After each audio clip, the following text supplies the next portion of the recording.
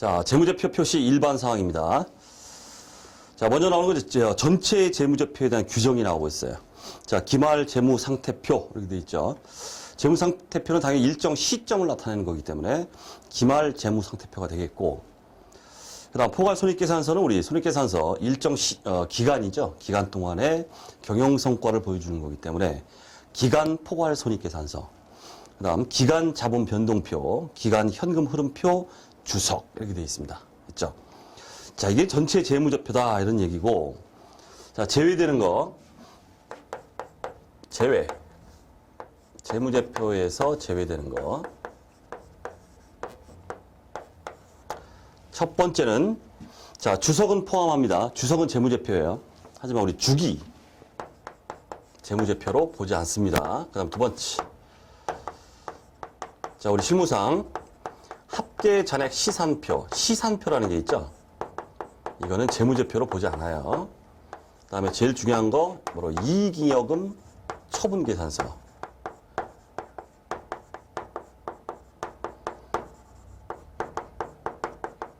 자, 결손이면 이제 결손금 처리계산서 이렇게 말하죠. 자, 골라낼 줄 알아야 된다. 다음 KIFRS의 재무제표가 아닌 것은 그럼 여기서 다 걸려요. 셋 중에 하나에서 주름 문제이기 때문에 반드시 골라내셔야 되고, 자, 그 다음에 회계 정책을 소급하여 적용 시에 가장 이른 비교 기간의 기초 재무상태표 이렇게 돼 있어요. 자, 회계 정책을 소급한다. 우리 오류 수정 회계 변경 이런 게 있죠. 그런 게 의해서 그 효과를 전기 재무제표 다 뜯어고칩니다. 그 효과를. 자, 이럴 경우인데, 자, 이거는 자, 우리가 일반적으로는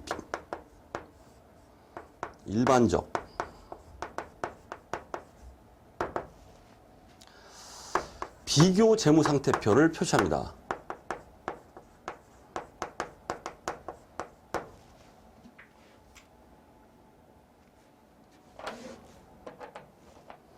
자, 즉 전기말하고 전기말 재무상태표, 그 다음에 단기말이죠. 이거를 비교하는 형식으로 이렇게 작성하도록 하는 게 일반적이에요. 하지만 이렇게 이제 소급 적용이 돼서 이제 재작성한다 이렇게 할 경우에는 소급 시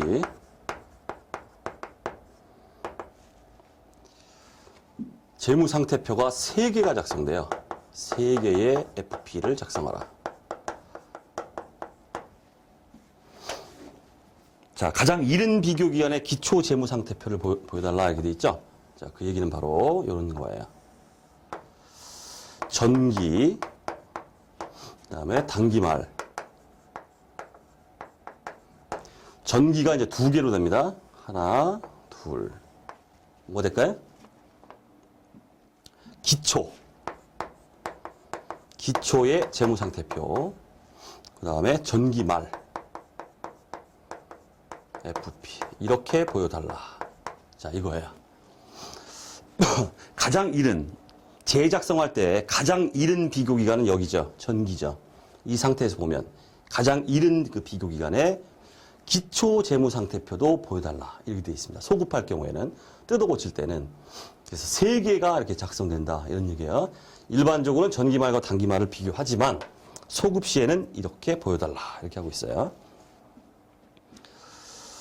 자, 그 다음 각각의 재무제표는 동등한 비중으로 표시하며 이렇게 되어 있어요. 동등한 비중으로 표시하라. 우리 객관식 야부리 문제에 FP, 재무상태표와 포괄손익계산서에 더 큰 비중을 두고 작성한다. 이렇게 하면 틀려요. 모든 현금 흐름표든 뭐든 다 동등한 비중으로 표시하라. 이렇게 되어 있습니다. 자, 문구 좀 기억하시고. 그 다음 재무제표 표시에 사용하는 재무제표의 명칭이 아닌 다른 명칭을 사용할 수 있다. 이렇게 되어 있습니다. 꼭 재무상태표, 포괄손익계산서 이래야 된다는 건 아니에요. 예를 들어서 재무상태표를 그냥 재무상태보고서 이렇게 해도 상관없어요. 그 실질만 정확하게 나타내 준다면 재무상태보고서 이렇게 해도 상관없고, 그 다음 포괄손익계산서죠. 경영성과를 나타내 주는 거기 때문에 경영성과 보고서 이렇게 상관없어요. 다양한 명칭을 사용할 수 있도록 한국채택 국제회계기준이 이렇게 얘기하고 있습니다. 자, 그 다음 각종 보고서는 KIFRS의 적용 범위에 해당하지 않는다. 각종 뭐 사업 보고서나 막 이런 것들이 있겠죠. 이런 것들은 KIFRS의 적용 범위에 해당하지 않는다. 결국은 재무제표에 국한한다. 이런 얘기예요. 적용에 있어서. 자, 그 다음 KIFRS 준수 나오고 있습니다. 뭐 소설 같은 얘기도 한번 읽어만 볼게요. 자, KIFRS에 따라 작성된 재무제표는 공정하게 표시된 재무제표로 보겠다. 두 번째, KIFRS를 준수하여 작성하는 기업은 그 준수 사실을 주석에 명시적이고 제한 없이 기재한다. 세 번째, KIFRS의 요구사항을 모두 충족한 경우가 아니라면 KIFRS를 준수하여 작성되었다고 기재해서는 안 된다. 좋은 얘기죠? 한번 읽어봤습니다. 자, 그 다음 게 중요해요. 그 다음 게 MVP. 아차, 요거 MVP 제외되는 거. 자, 그 다음 문구 MVP입니다. 자, 부적절한 회계 정책은 공시, 주석, 보충 자료를 통해 설명하더라도 정당화될 수 없다라고 얘기하고 있어요. 말장난에 부적절한 회계 정책은 공시, 주석, 보충 자료를 통해 설명하면 정당화될 수 있다 이렇게 나와요. 틀린 말이죠? 아주 자주 등장하는 문구다 이렇게 보시면 됩니다. 자, 그다음 밑에 거는 그냥 읽어만 주세요. 참고로. 자, 극히 드문 상황으로서 KIFRS 요구사항 준수가 재무제표의 목적과 상충되어 오해를 유발 가능하다고 경영진이 결론을 내리는 경우에는 감독체계가 일탈을 의무화하거나 금지하지 않는다면 소정 항목을 공시하고 KIFRS의 요구사항을 달리 적용한다. 문구 정도만 그냥 읽어봤습니다. 자, 그 다음 계속기업입니다. 기본 가정 중에 하나였죠? 계속기업. 기업은 망하지 않고 계속 사업을 할 것이다 라는 전제였습니다. 자, 평가부터 보시면은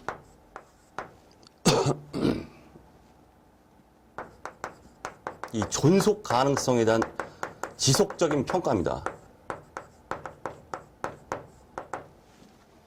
경영진은 재무제표 작성 시 계속기업으로서의 존속 가능성을 평가해야 한다. 다음 작성해 보시면 경영진이 청산 경영활동 중단 의도를 가지고 있지 않거나 청산 경영활동 중단 외에 다른 현실적 대안이 없는 경우가 아니면 계속기업을 전제로 재무제표를 작성한다. 이렇게 되어 있습니다. 그다음 공시 관련 보시면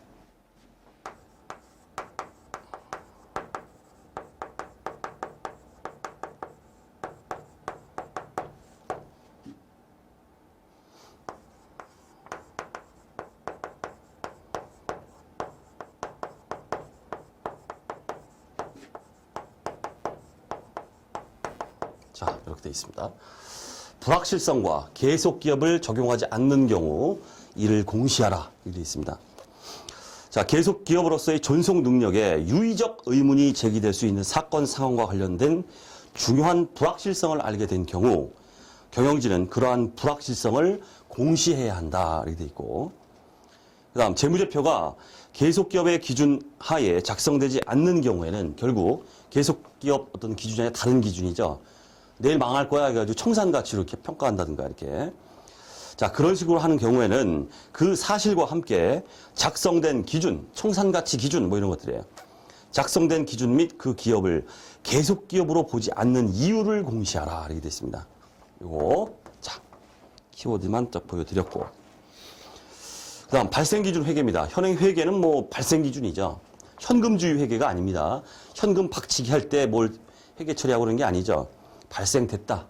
뭐 미지급이자 뭐 이런 것들 받더라 인식을 한다는 얘기죠. 자, 기업은 현금 흐름 정보를 제외하고는 발생 기준 회계를 사용하여 재무제표를 작성한다. 거기서 키워드는 현금 흐름 정보를 제외하고는 이렇게 돼 있어요. 결국 현금 흐름표는 현금주예요.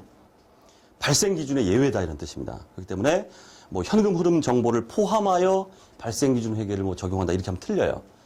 현금 흐름 정보를 제외하고는, 즉 현금 흐름표는 현금주의다 이런 얘기입니다. 그 외의 것들은 이제 발생 기준을 적용하라. 이렇게 되어 있습니다. 그 다음 중요성과 통합 표시. 자, 유사한 항목은 중요성 분류에 따라 재무제표에 구분하여 표시하며 중요성 분류에 따라 딱딱 구분해줘라. 또한 상이한 성격이나 기능을 가진 항목은 역시 마찬가지로 구분해서 표시한다. 하지만 중요하지 않은 항목은 성격 기능이 유사한 항목과 통합하여 표시할 수 있다. 자, 지금 선생님이 지금 읽어드릴 수밖에 없어요. 읽어드릴 수밖에 없습니다. 어떻게 보면 국어 시간이에요.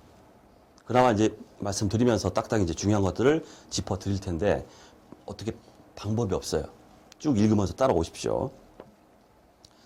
자, 그 다음 상계에 대한 얘기 나오고 있습니다. 자, 원칙적으로 IFRS에서 요구하거나 허용하지 않는 한 자산부채 수익 비용은 상계하지 아니한다 이렇게 되어 있습니다. 총액으로 각각 기재한다 이런 뜻이에요. 자, 예를 들어서 당좌 차월이죠.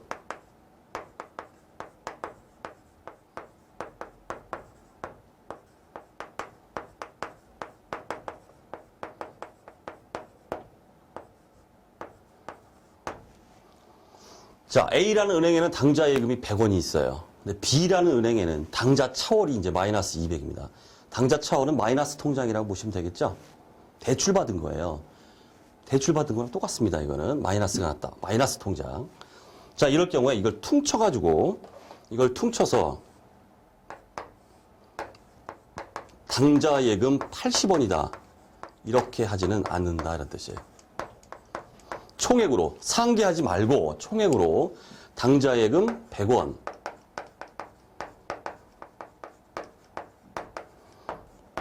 당좌 차월은 대출받은 거랑 똑같죠? 마이너스 통장. 단기 차입금. 차입금 20원. 이런 식으로 총액으로 상계하지 않고 총액으로 각각 표시한다. 이런 얘기예요. 자, 단하고 나오고 있습니다. 자, 요거 MVP. 자, 재고자산 평가 충당금, 대손 충당금과 같은 평가성 충당금들이 있죠. 뭔가 차감해서 표시하는 거. 이런 것들을 순액으로 표시하는 경우가 있습니다. 그래서 이러한 평가 충당금을 차감하여 관련 자산을 순액으로 측정하는 것은 지금 얘기하고 있는 상계 표시와는 아무런 관련이 없다. 이렇게 얘기하고 있어요. 지금 얘기하고 있는 상계와는 무관하다. 그런 것들은 예를 들어서 우리 회계상에 이렇게 나가죠. 자, 매출 채권 100. 그 다음에 대손 충당금 이만큼 띠낄 거야, 못 받을 거야 하는 거 20원. 이렇게 표시해도 오케이. 이걸 퉁쳐가지고 매출 채권 자, 상계해서 상계가 아니라 퉁쳐서 80 이렇게 해도 오케이. 자, 현행 회계 기준에서는 이렇게 하든가 이렇게 하든가 다 인정하고 있어요. 이럴 경우에 요거죠. 이거는 지금 얘기하고 있는 상계하고는 무관한 상황이다. 이런 얘기예요. 이거는. 그 다음 예외로 보시면은 예외. 자, 상계가 거래의 실질을 반영한다면 상계하여 표시한다. 이렇게 돼 있어요. 자, 예가 나오는데 뭐 비유동자산의 처분 손익, 처분 비용 차감액, 그 다음에 충당부채 관련 지출을 제3자가 보존했과 상계했다. 그다음 외환 손익이나 단기 매매 금융상품의 차익 차손을 순액으로 표시했다. 이런 것들입니다. 실질을 반영한다면 상계 표시한다. 그러니까 원칙은 상계하지 않는다. 예외 상계한다. 자, 그렇게 돼 있고. 자, 그다음 보고 빈도 뭐 아무것도 아니죠. 전체 재무제표는 적어도 1년마다 작성한다. 이렇게 돼 있고. 그다음 비교 정보 공시 기업은 적어도 2개의 재무상태표와 2개씩의 그 외의 재무제표 관련 주석을 표시해야 된다. 결국 2개씩 이렇게 2개죠. 비교하는 형식으로 표시한다. 이런 얘기예요. 하지만 어떤 경우에는 우리 위에서 봤죠. 소급 적용시예요. 재무상태표가 3개가 나타납니다. 그죠? 회계 정책을 소급하여 작성하는 경우에는 적어도 3개의 재무상태표 이럴 경우에는 이렇게 나타나는 뜻이에요. 나머지는 다 2개씩 비교하는 형식으로. 이걸 2개의 재무상태표 이런 식으로 말장난하면 틀려요. 재무상태표는 3개가 나타나고 기타 손익계산서, 포괄손익계산 이런 것들은 비교하는 형식으로 2개씩 다 요거만 이제 3개씩 나타날 수 있더라 이런 얘기고. 그 다음 표시의 계속성이 나오고 있습니다. 표시 분류는 다음 경우를 제외하고는 매기 동일해야 된다. 그러니까 동일하지 않을 수 있는 예외 상황이 2개가 나오고 있어요. 첫 번째, 사업 내용의 유의적 변화나 재무제표를 검토한 결과 다른 표시나 분류 방법이 더 적절한 것이 명백한 경우 매기 동일할 필요가 없다 이런 얘기죠. 그 다음 한국채택국제회계기준에서 표시 방법의 변경을 요구했다. 어쩔 수 없죠. 이럴 경우는 매기 동일하지 않을 수가 있습니다. 자, 따라서 야부리 문제. 예. 항상 매기 동일해야 된다. 이렇게 하면 맞겠어요? 틀리겠어요? 말장난입니다. 틀려요. 얘 때문에. 하여튼 항상이란 말 들어가면 웬만하면 틀리죠, 이게. 왜 그렇습니까? 지금 예외 2가지가 있습니다. 이럴 경우에는 맥이 동일하지 않아도 된다는 얘기예요. 그렇기 때문에 항상 맥이 동일해야 된다 이렇게 하면 틀린다는 얘기예요. 국어 시간이었습니다. 됐죠? 자, 또 지루한 얘기였지만은 좀 맥을 좀 짚어드렸습니다. 자주 읽어보십시오. 자, 이번 시간 강의를 마치도록 하겠습니다.